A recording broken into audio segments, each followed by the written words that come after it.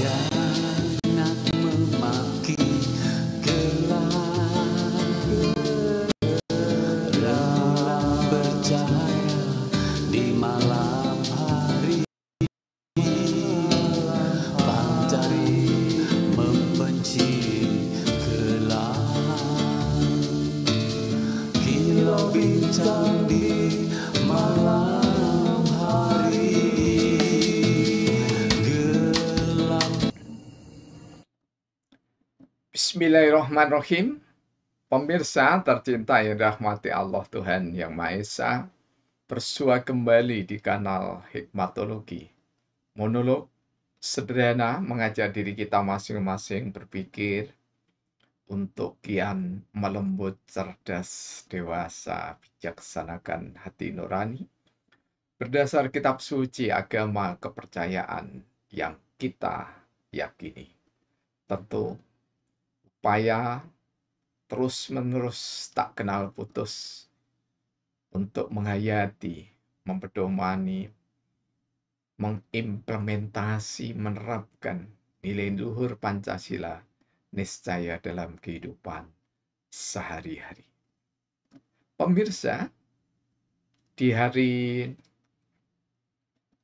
Selasa kita berusaha untuk menampilkan hasil riset tentang hamba-hamba Allah yang tergolong istimewa karena baik mimpi maupun terjaga menyaksikan Rasulullah Muhammad Sallallahu Alaihi Wasallam. Bahkan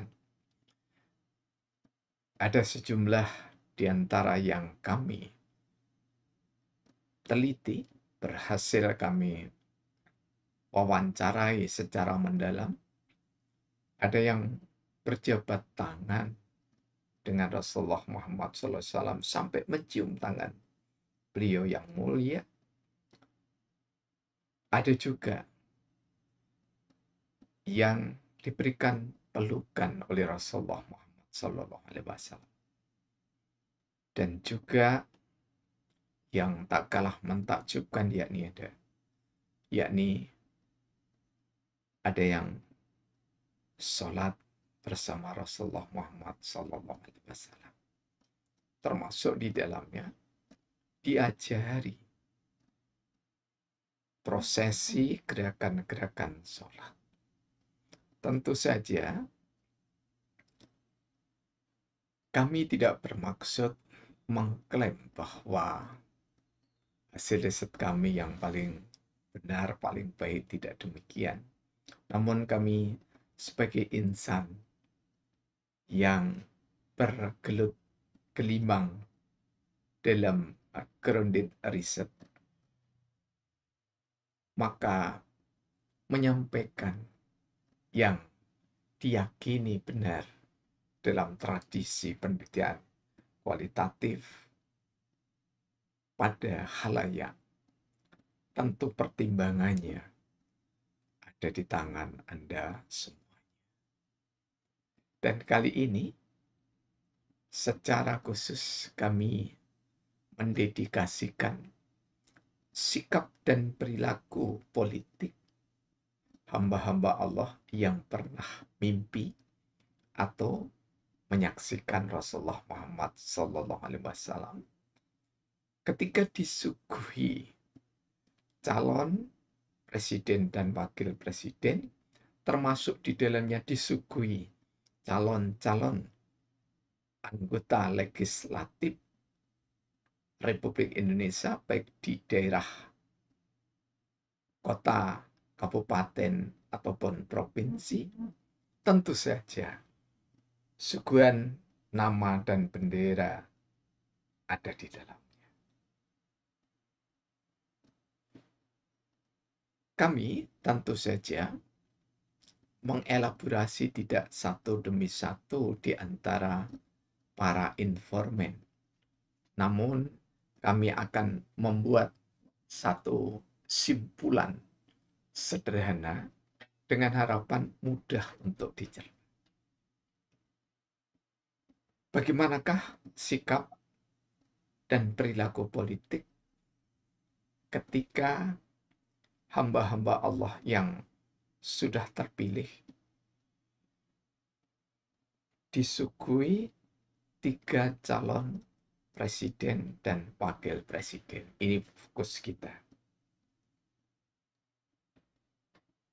Kami bisa melihat secara langsung perilaku dari hamba-hamba Allah itu. Kita mulai dengan yang paling sepuh, yang paling senior, yakni adalah Kiai Haji atau Abah Kiai Haji Masyuri. Kemudian yang senior di bawahnya adalah Dr. Kiai Haji Imam Fatoni. Kemudian di bawahnya lagi ada yang senior, yakni adalah Ustadz Muhammad Taufik, sarjana hukum. Dan di bawahnya lagi juga usia di atas 40-an, yakni adalah Gus Dr. Didin Widiartono, sarjana sosial, sarjana pendidikan, magister pendidikan. Kemudian berikutnya adalah Gus Husnan, sarjana sosial. Kemudian disusul yang lebih muda lagi, ini masih urutan lelaki, yakni adalah Mas De Muki Ramdhani, sarjana administrasi bisnis. Kemudian ada putri yang dimulai dari senior, yakni adalah Hajah Nur Laila. Kemudian ada Hajah Tri Kurniawati. Kemudian ada Hajah Evi Mariana. Kemudian ada Ananda Putri Ria Listiani. Dan juga ada saudara kita, ini hampir kelewatan, ini adalah Gus Adi Novianto, sarjana hukum. Jika ada yang kelewatan, kami mohon maaf. Inilah, oh iya, ada satu lagi, yakni adalah Abah Nur. Ini nama panjangnya lupa kami. Simpel, sederhana, dari sikap perilaku politik yang dimiliki oleh hamba-hamba Allah yang kami sebutkan tadi, yakni adalah mereka ada di tataran hikmat. Jadi hamba-hamba Allah yang sudah mendapatkan pencerahan hikmat. Karena kalau di dalam surah kedua Al-Baqarah ayat 269 itu disebutkan bahwa siapa yang diberikan oleh Allah hikmah, maka dia diberikan kebaikan yang banyak. Di dalam berbagai hadis sahih disebutkan bahwa siapa yang diberikan hikmah oleh Allah, maka dia akan lebih konsen pada syariat dan sunnah. Siapa yang diberikan hikmah, maka dia berusaha untuk mendalami ajaran Islam yang dianutnya, yang diimaninya. Sehingga tauhid yang berupa tahlil ataupun syahadatain, asyhadu alla ilaha illallah wa asyhadu anna Muhammad Rasulullah, itu bukan saja sebagai bentuk sikap, tetapi bentuk perilaku. Sikapnya yakni tetap berpegang teguh pada iman, sebagaimana Rasulullah meminta qul amantu billahi tsumastaqim. Katakanlah jika kamu beriman kepada Allah, maka semestaku istiqomah.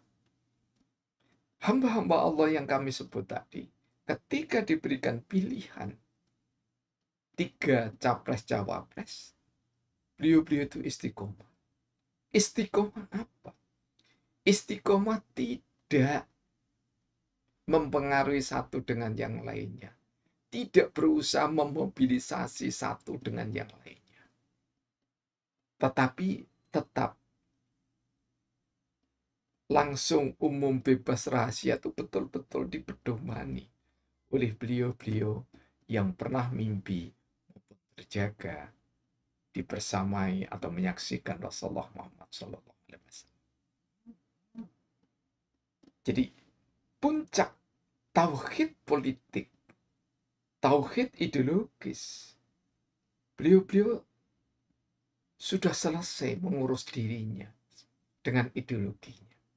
Jadi fondasi dasarnya Pancasila, syariatnya Islam, sunnahnya Rasulullah Muhammad SAW, dilengkapi dengan hasil ijtihad para ulama.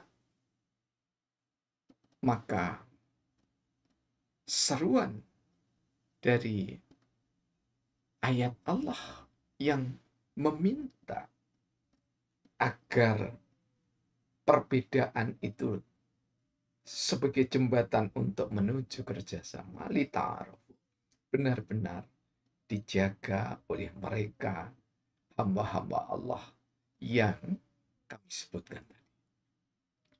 Jadi seruan ya ayuhan nas inna khalaqnakum min dzakari wa unsa wa ja'alnakum syu'uban wa qabaila lita'arafu inna akramakum indallahi atqakum. Itu betul-betul dipedomani, sekaligus diimplementasikan dalam tauhid sosial, yakni masing-masing merasa menghormati saudaranya, jadi di antara yang kami sebutkan tadi, sehingga tidak perlu menanyakan siapa pilihan Anda, dan tidak perlu mengatakan inilah pilihan saya. Jadi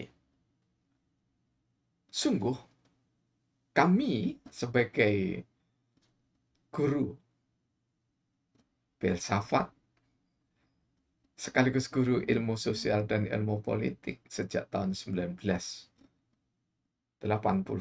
termasuk di dalamnya guru dari metodologi ilmu sosial yang berkonsentrasi di riset kualitatif atau grounded research, sangat takjub sekali pada sikap perilaku politik mereka.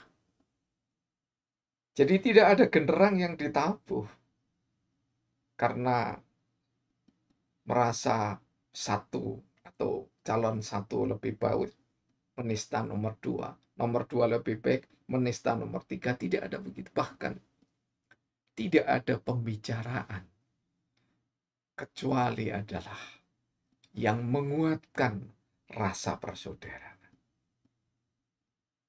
Jadi kalau harus berbicara tentang sikap perilaku politik, maka yang lebih dikedepankan adalah sikap perilaku politik kebangsaan yang menuntut kedewasaan dalam berpikir, sehingga peri kemanusiaan dan peri keadilan itu lebih mengemuka dibandingkan dengan yang lainnya. Pemirsa yang dirahmati oleh Allah, dengan sikap dan perilaku politik yang seperti ini, maka orang-orang hamba-hamba Allah istimewa yang pernah mimpi dan menyaksikan Rasulullah dalam keadaan yakodo atau terjaga, itu tidak bisa dimobilisasi dengan cara apapun oleh para politisi ataupun politikus atau praktisi partai-partai politik. Mereka punya kekuatan yang teguh